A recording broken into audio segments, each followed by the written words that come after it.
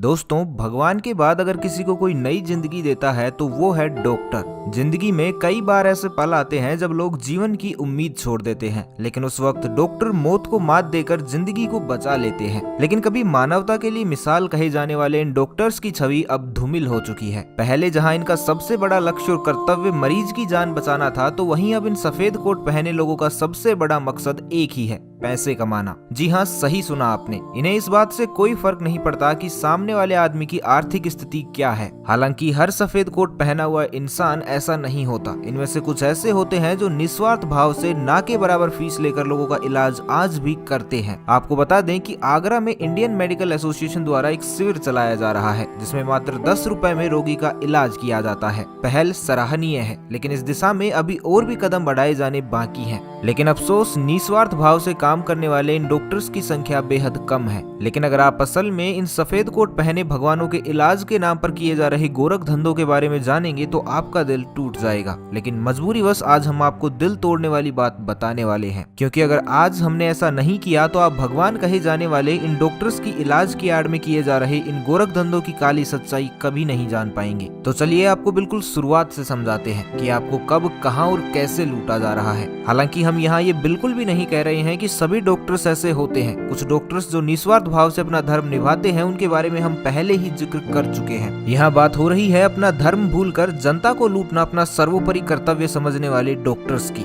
तो हमें सबसे पहले लूटने की शुरुआत होती है हमारे गली मोहल्ले में अपनी दुकान खोले बैठे झोला छाप डॉक्टर्स से। आपने देखा होगा कि किसी भी हॉस्पिटल के खुलने के कुछ दिन बाद ही उसमें भारी भरकम भीड़ दिखाई देने लगती है। लेकिन आखिर कैसे? क्योंकि किसी भी नए बिजनेस को सेटल होने में सालों लग जाते हैं, तो इन हॉस्पिटल में इतनी भीड़ कैसे बढ़ जाती है? दरअसल इसके पीछे सबसे बड़ा योगदान होता है इन झोला छाप डॉक्टर्स का। ये झोला छाप डॉक्टर्स सर्दी, खांसी, जुकाम का इलाज तो आसानी से कर देते हैं, लेकिन जब इनके पास कोई क्रिटिकल केस आता है तो इनके हाथ पांव फूलने लगते हैं और अब ये आपको रेफर कर देते हैं। और रेफर किया जाता है उस हॉस्पिटल में जहां से इनको सबसे ज्यादा कमीशन मिलता है। बेचारे गरीब, लाचार और बेबस आदमी के पास सिवाय इन बड़ी हॉस्पिटल्स में जाने के कोई और चारा बचता ही नहीं है। थोड़ा बारीकी से जरा इस खेल को समझे, क्योंकि आपको लूटने की शुरुआत आपकी गली और मोहल्ले से हो चुकी है। लेकिन ये घिनौना खेल यहीं खत्म नहीं होता। इलाज की आस में आप भागे भागे इन सुपर स्पेशलिस्ट हॉस्पिटल में पहुंचते हैं, तो यहाँ शुरू होता है हमें कंगाल बनाने का खेल। क्योंकि जैसे ही हम यहाँ पहुंचते हैं तो हमारी दुनिया भर की जांचें लिखी जाती हैं, जैसे blood test, sugar test, urine test. इसमें से कुछ जांचें तो ऐसी होती हैं जो असल मायनों में किसी काम की ही नहीं होती। मरीज जैसे ही इन पैथोलॉजी लैब्स में जांच करवाने पहुंचता है तो इन लैब वालों की आंखें चमक उठती हैं। उन्हें लगता है जैसे कोई बकरा उनके पास हलाल होने के लिए आया है, और पैथोलॉजी लैब्स वाले मरीज को उनके यहाँ भेजने के लिए डॉक्टर्स को कमीशन देते हैं। मतलब साफ है, इस नेटवर्क के तार ऊपर से लेकर नीचे तक सभी जगह एक साथ जुड़े हुए हैं और खेल अभी रुका नहीं है। इसके बाद नंबर आता है मेडिकल्स का, क्योंकि हमें लूटने में इन मेडिकल्स वालों का भी तो अहम रोल है। अपने आलीशान महल जैसे सुपर स्पेशलिस्ट हॉस्पिटल में बैठा डॉक्टर आपको इसके बाद ऐसी दवाएं लिख कर देगा जो आपको एक या दुकानों के अलावा कहीं नहीं मिलेंगी। ऊपर से आपको भली भांति उस दुकान तक पहुंचाया भी जाएगा। और ये बात आपने भी कभी ना कभी महसूस जरूर की होगी कि आप कोई दवा लेने गए हो और वो दवा आपको शहर में एक या दो मेडिकल को छोड़कर कहीं भी ना मिली हो, और डॉक्टर्स ने भी आपको उसी दुकान से दवाई लाने के लिए कहा था। तो क्या कभी आपने सोचा है कि इसके पीछे का कारण क्या है? दरअसल इसके पीछे होते हैं MR यानी मेडिकल रिप्रेजेंटेटिव। ये MR डॉक्टर्स के पास आते हैं और उन्हें कहते हैं कि अगर वो उनकी बनी कंपनी की दवाई लिखेंगे तो उनकी कंपनी उन्हें कमीशन देगी। और बस इन्हें क्या चाहिए, ये तो लग जाते हैं पैसे कमाने की होड़ में। बेचारा गरीब आदमी जिसका इलाज महज 5 रुपए से लेकर 6,000 रुपए तक में हो जाना चाहिए था, अब उसका बिल 50,000 रुपए से लेकर 1 लाख तक का बना दिया जाता है। और इन सुपर स्पेशलिस्ट हॉस्पिटल में आने के बाद वो बीमार होने के साथ साथ अब कंगाल भी हो चुका होता है। मरीजों से पैसे ऐंठना तक तो ठीक था, लेकिन सफेद कोट में पहने ये भगवान तो किसी मुर्दे तक को भी नहीं छोड़ते।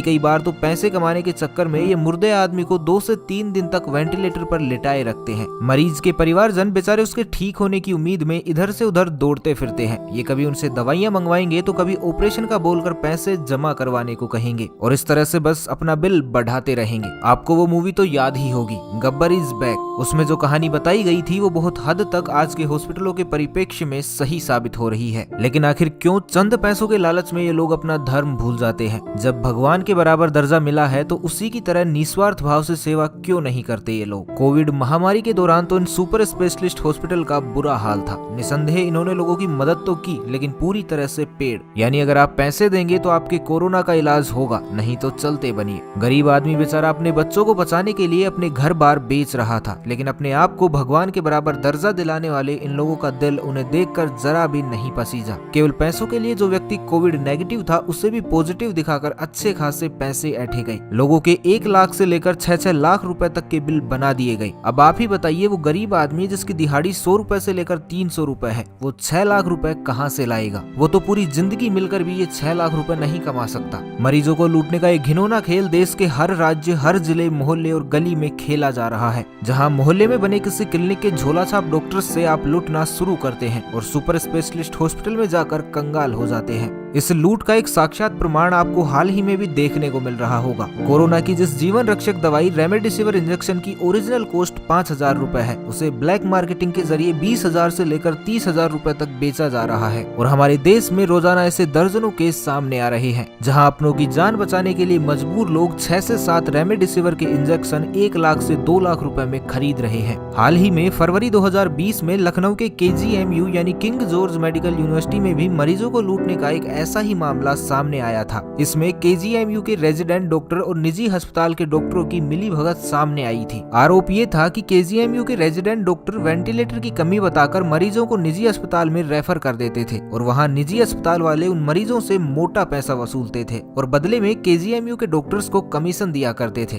तो समझ रहे हैं आप इस खेल को, इस घिनौने नेटवर्क को? अब बताइए कहाँ जाना है इन्हें आखिर इन गरीब और लाचार लोगों के साथ खिलवाड़ करके? और अब तो ये नेटवर्क इतना मजबूत हो चुका है कि इसे तोड़ना काफी मुश्किल है, क्योंकि कहीं ना कहीं अब तो गवर्नमेंट की शह भी इन लोगों को मिलने लगी है। लेकिन अगर आप सतर्क और सचेत रहेंगे तो आप अपने आप को इन सुपर स्पेशलिस्ट हॉस्पिटल में लुटने से बचा सकते हैं। और जितना हो सके इस वीडियो को ज्यादा से ज्यादा शेयर करें, ताकि आपके जैसे ही और लोग इन सुपर स्पेशलिटी हॉस्पिटल के इलाज की आड़ में किए जा रहे गोरख धंधे की सच्चाई से अवगत हों। तो बस आज के लिए इतना ही, मिलते हैं अगले वीडियो में। तब तक के लिए खुश रहें, मस्त रहें, हंसते रहें। भगवान करे आप सभी का दिन शुभ हो।